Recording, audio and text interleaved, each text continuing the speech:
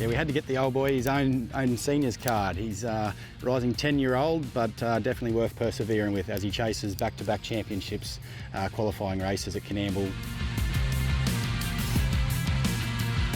Pretty well publicised, listened to the band. You know, he was the fairy tale last year heading into our qualifier, an 8-year-old, only having the 8 starts and hitting the qualifier. It was pretty well known, and for him to do it the hard way last year and still get the job done, it was something very special for us and the owners. And you know, the next day to wake up and see that he was sore to miss out on the chance to go to the finals was, you know, a low blow, but that's racing, and here we are, warranted another chance to have another crack at the qualifying race this year at Canamble with him. Sizzle Manizzle went on to win the final that year, and obviously listened to the band, was the winner of our qualifying heat, beating Sizzle that day. But look, that's racing, things change, and obviously the race was run to suit, and it was a wet track that day, so you never know, but we're allowed to dream. To listen to the band, his problems are everywhere. His legs aren't great. If you could cut him off there, you'd have a perfect horse, you know. But look, we only got him, we've only had the 6 starts with him. He obviously had 3 starts before we got him and was plagued with injuries before then. And once we got him, we found he had some more. And look, we've treated him, and obviously the owner, he stuck to his guns. He just wanted it done right or wrong. I thought he was mad, you know. I had a 6-year-old buy tickets that he was wanting to do surgery on and look after. And look, it's a credit to him. He stuck solid, and we done it. And here we are with a horse that I never thought I'd have. You know, he's something special. And for what he done last preparation, I'm just hoping we can do it again this year. Perfect preparation was to do 2 trials and then hopefully go down to Sydney for a 88 benchmark or the Group 3. Obviously the second trial, things didn't go to plan with him knuckling over out of the gates and falling on his knees.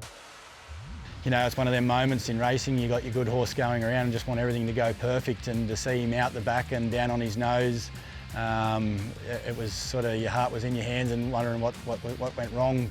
He just had some bruising, the chips and everything that he'd had removed, and doesn't seem to have done any structural damage. The horse has come through it well. Just took a few days to really let that bruising and swelling go down, but he seems 100%, and look, he's a tough old bugger. He'll go straight into the championships with 3 trials, and if we can keep him wound up, I think that'll be just enough work for him to get him right through to the final.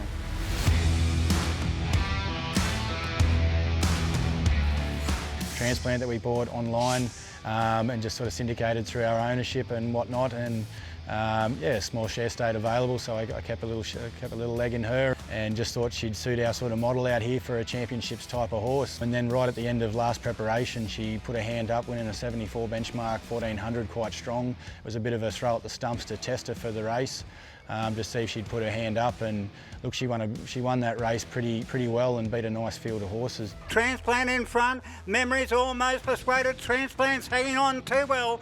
She's been a lot of fun, and like I said, to take it to the championships is our grand final, so looking forward to it. Amulet Street was obviously a massive thrill for the stable, running third at a massive price, but the way he turned for home that day with Huey peeling out and going to the leaders, it looked like we were home for all money, but it wasn't to be. He ran third and we were beaten just over a length, but it was a great thrill, and to be a part of that final is something else, so looking forward to it and hope we can get there again this year. I listen to Band's nature. He's a perfect gentleman. You know, he's like the senior you got rolling around the stables. Anyone can play with him and touch him and pat him. He's so soft, and he's right along the stable where all the feed goes, where my kids sit up there doing their colouring in books and whatnot of an afternoon, and he sits up along the side there getting a pat off them. So he's a gentle giant, but he can pull like a train on the track. So he's a definite professional when it comes to work.